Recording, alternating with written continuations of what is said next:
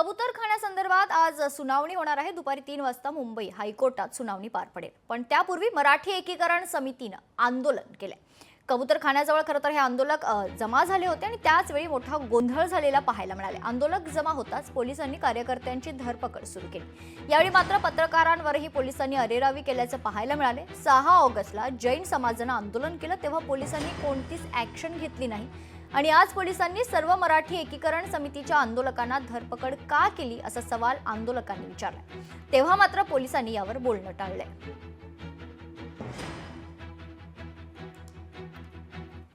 पत्रकार म्हणून आपली जी जिम्मेदारी आहे त्या म्हणून आपले प्रश्न विचारला त्याबद्दल स्वागत करतो।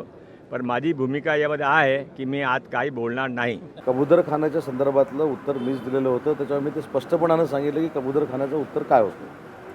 कबूतरखान्यामुळं किंवा कबुतरांच्या विष्ठेमुळं कशा पद्धतीनं रोगराई पसरते हे देखील त्या उत्तरामध्ये नमूद केलेलं होतं।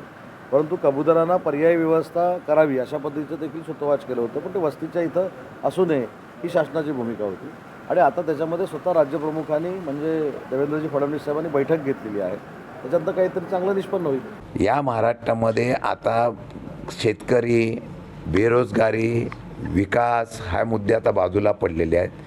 या महाराष्ट्रामध्ये गेल्या काही वर्षापासून धर्मवाद मी नेहमी सांगतो जो उभा केलेला आहे त्याला एखादं कारण मिळालं की त्या कारणाचं राजकीय भांडवल होतं आणि त्याच्यामध्ये समाजामध्ये तेढ निर्माण होते। ज्यांनी पेरलंय ते आता उगवलंय असं पाहायला मिळतंय। आम्ही फक्त पोलीस उपायुक्तांना निवेदन द्यायला आलेलो आहे। इथे कुठलाही मोर्चा नाहीये, इथे कुठलाही हिंसा नाहीये, दगडफेक नाहीये, कुठे कायदा सुव्यवस्थेचा प्रश्न निर्माण झालेला नाहीये। उगाचच पोलिसांनी कुठल्या तरी राजकारण्यांच्या दबावाखाली कुठलंही आमच्या शिलेदारांवरती कार्यकर्त्यांवरती कारवाई करू नये अशी माझी विनंती आहे।